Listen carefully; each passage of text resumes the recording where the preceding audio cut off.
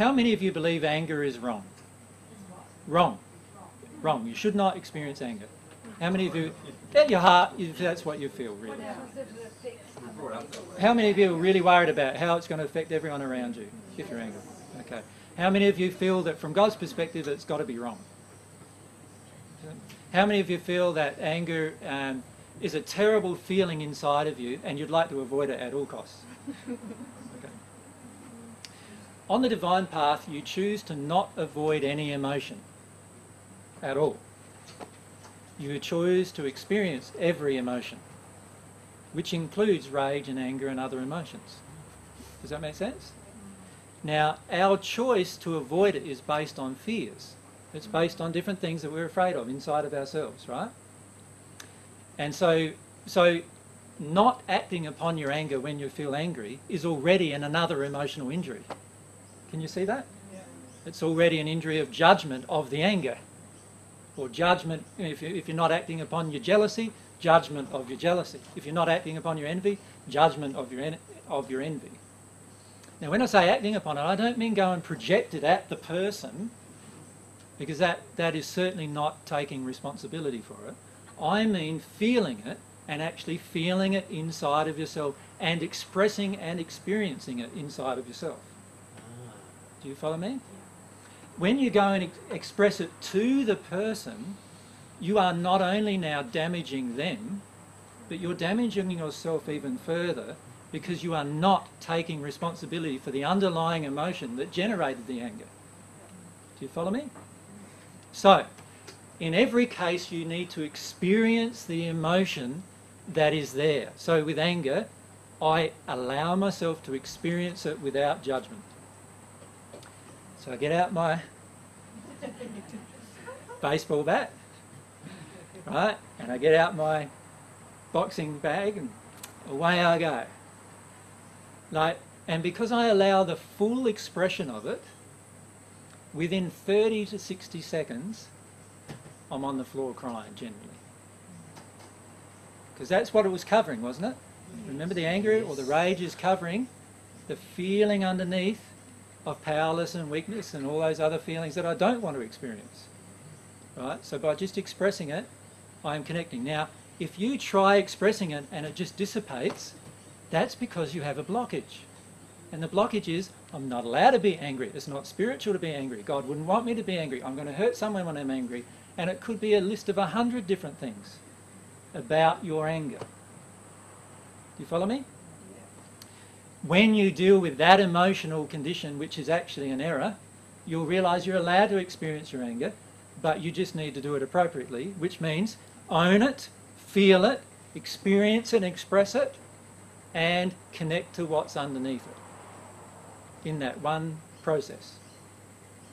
Sometimes you use the phrase angry with mother, father, God, whatever. It sounds like the other person's the cause of it. They could be or might not be.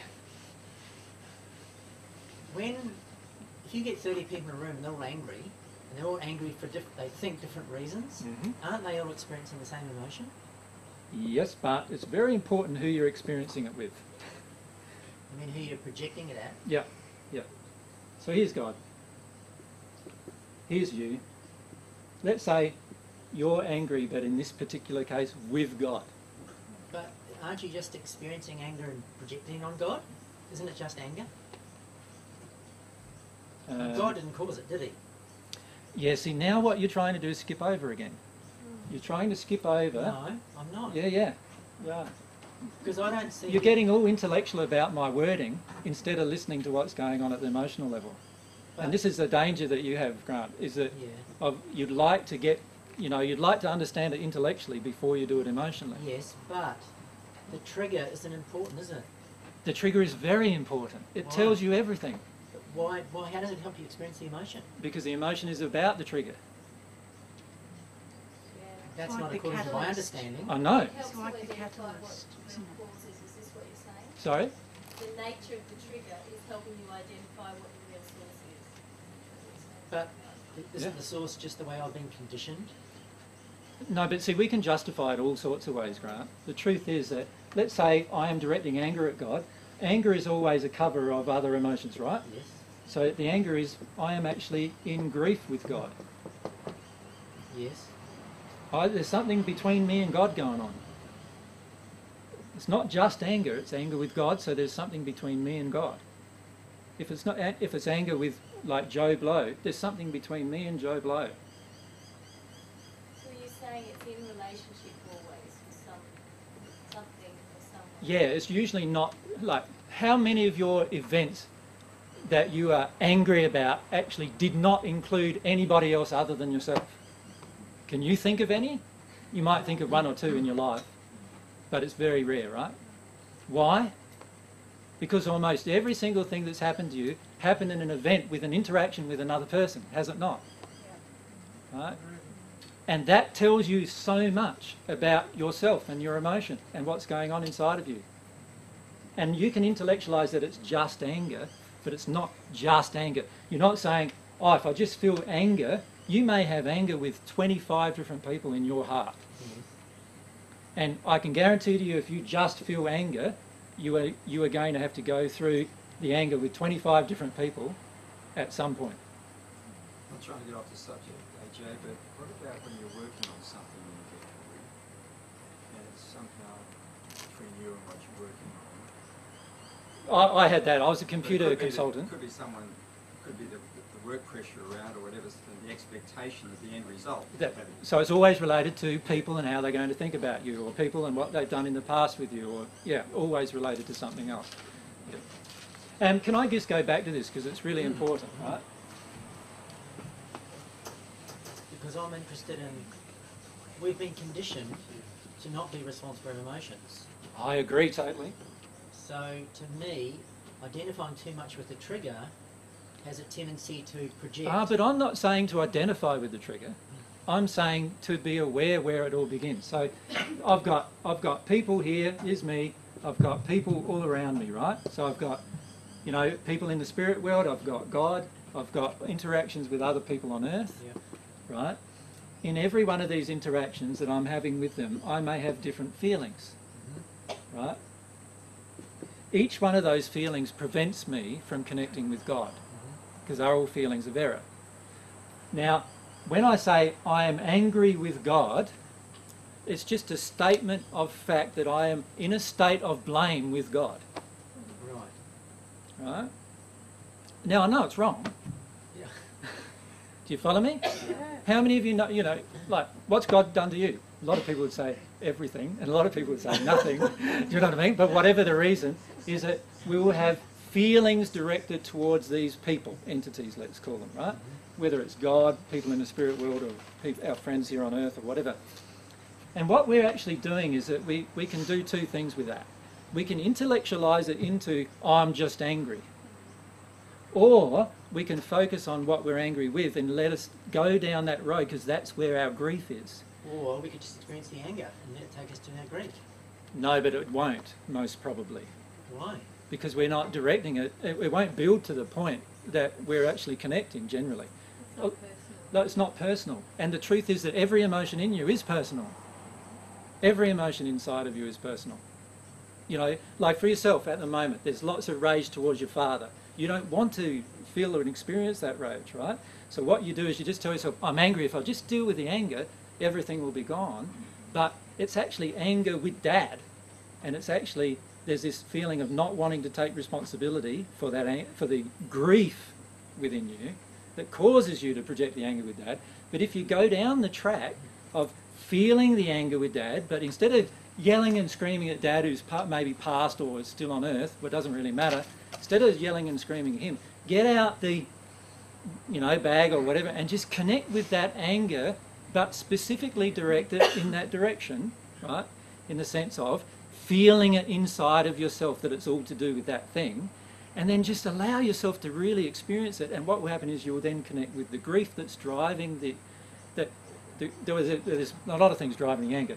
There's the anger, and then there's the denial, which you'll connect to next, and then there's the grief that's underneath the anger, right? So what you'll do is you'll step down into those positions as you do that. Now, if you just stay in this, as the saying goes in a New Age term, you will not get down and down and down and down you will actually just stay in it. And your body will tell you that you're not getting there. Your body will express to you, and your law of attraction will express to you that you're not getting there. So, you know, when you're dealing with an emotion and you really deal with it, your law of attraction changes. Instantly. Right? Instantly. AJ, could you explain the effect of that anger when you've got the baseball bat and you're hitting the punching bag? Does that punching bag represent the person that you're angry with, and what's the effect of that on them? Yes. Rather than just if you were angry in thought towards them. Yeah. The first step of your anger is denial of your anger. In that condition, you are projecting, unknown to you, and you are projecting the maximum amount of your anger to the other person. So when you deny your anger completely, you are actually projecting the biggest amount of anger that you could experience is actually going to that person. Does that make sense to you? When you're in denial completely. Because everything you deny completely within yourself isn't passing through you, it's passing out of you. It's coming out of you. And it's going out to the universe, right? So when it's not passing through you, it is going out of you to the universe, just getting expressed to the people that you're angry with. So in denial of your anger, you are actually in the worst possible position from God's perspective. You are actually in a state where every single person around you is feeling what you should be feeling. You follow me? Does that make sense to everyone? Now the next step is I start experiencing my anger and owning it. As soon as I drop into that state, now those people are receiving less of my anger because I am now starting to experience some of it. Does that make sense to you? Even if you're directly expressing that anger To them. person and hitting them with the baseball bat. Oh no, you've got to be very careful about that. Yeah. Yeah. You are now at least owning some of that within yourself. That is actually a better place. And I'm not saying hitting a person is a better place, because you're doing a lot of bad things there, like to your own soul and to them. But actually beating the baseball bat, and even if you're laying screaming and saying F and whoever he is, you know, and you're doing that, that is actually a better place for you. You are actually projecting less at that moment than you were when you were in total denial. Right? Can I just keep going with this explanation? The next step down from that is realising that the whole reason why I'm angry with this person is in fact because there's a heap of grief or sadness or fear that's underneath it that I do not want to own. And while I'm in that state, all of this grief and fear is being projected out to everyone. When I step down into my grief, now I'm owning my grief and feeling my grief. Now there is hardly anything going out to anyone. Does that make sense? And you get to the point where now, deeper than that, you'll find some unworthiness. When you're experiencing that, now there's hardly a single drop of it going out to the universe. You are now in full responsibility mode, feeling all of your emotions, and so therefore you are now no longer projecting it out to the universe. Does that make sense to everyone? It's important that, see, it's important that you get to see that this state is better than this state. Many of you think that's not true, but from God's perspective, that's true. This state is better than this state. This state, God can't do anything with you in that state. Can you see why? Because you're totally shut down from all emotion. God can't do anything with you. What's love? Love's an emotion. How is love going to enter you if you've shut down all of your emotion? It's not going to, is it?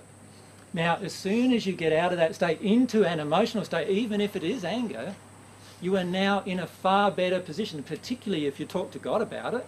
You are now in a far better position there than you were there, and everyone around you is in a better position there than they were there.